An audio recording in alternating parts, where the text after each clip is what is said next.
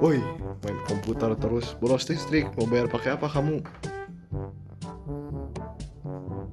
Kamu mah. Jadi, siapa kami sebenarnya?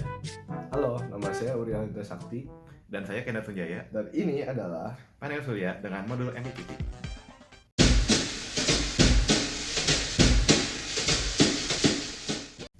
Sekarang kami akan menjelaskan apa itu panel surya. Jadi, panel surya adalah sebuah terobosan teknologi di mana dia sudah mampu mengubah energi cahaya menjadi energi listrik yang penggunaannya sekarang masih belum maksimal. Jadi, yang mendasari teori dari panel surya itu adalah efek fotovoltaik. Efek fotovoltaik merupakan fenomena fisika di mana energi cahaya datang yang mengenai permukaan sel surya akan diubah menjadi energi listrik.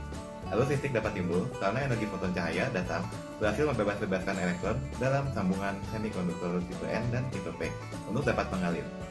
Untuk mengukur daya maksimum dari panel surya, kita menggunakan modul MPPT. Nah, apa sih itu modul MPPT?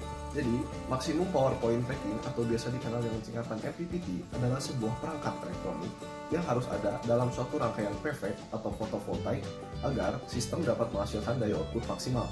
Nah, faktor irradiance dan temperatur sangat berpengaruh pada besarnya energi listrik yang dihasilkan oleh sistem PV tersebut. Kedua faktor tersebut menyebabkan kurva output PV menjadi tidak linear. Dan ini adalah rancangan diagram MPPT yang akan kami gunakan. Berikut ini adalah diagram rancangan MPPT yang kami buat. Untuk pengisian kapasitornya, kami menggunakan pin digital Arduino nomor 2. Kapasitas kapasitor yang kami gunakan sebesar 100 mikrofarad yang juga langsung terhubung dengan ground Arduino. Selanjutnya, untuk amplifiernya, kami menggunakan IC LM358 yang terhubung dengan resistor 1 kΩ dan base transistor NPN. Kutub negatif LM358 terhubung dengan pin Arduino analog 1 dan juga emitter transistor. Selanjutnya, digunakan juga resistor 10 ohm yang akan kami gunakan sebagai variabel bebas yang terhubung dengan kutub negatif panel surya, ground Arduino, dan pin A1.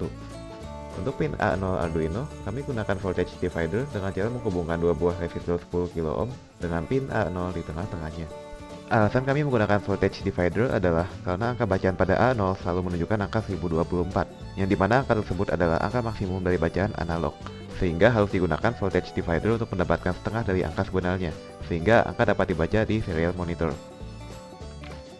Nah, jadi dengan modul MPPT ini pula, panel surya dapat menghasilkan lebih banyak daya dan menjadi lebih efisien dalam mengkonversi energi matahari atau energi cahaya menjadi energi listrik, terutama saat listrik panel surya akan digunakan untuk memasok listrik pada bangunan atau jaringan listrik.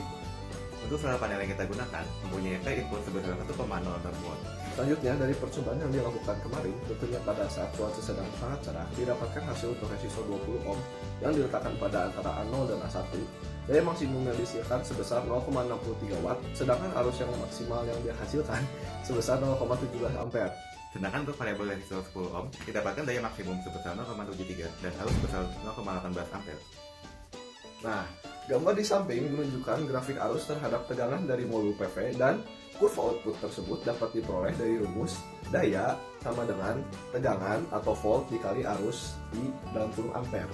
Dari kurva tersebut dapat dilihat bahwa pada suatu titik daya keluar mencapai titik maksimum yang dikenal dengan maximum power point.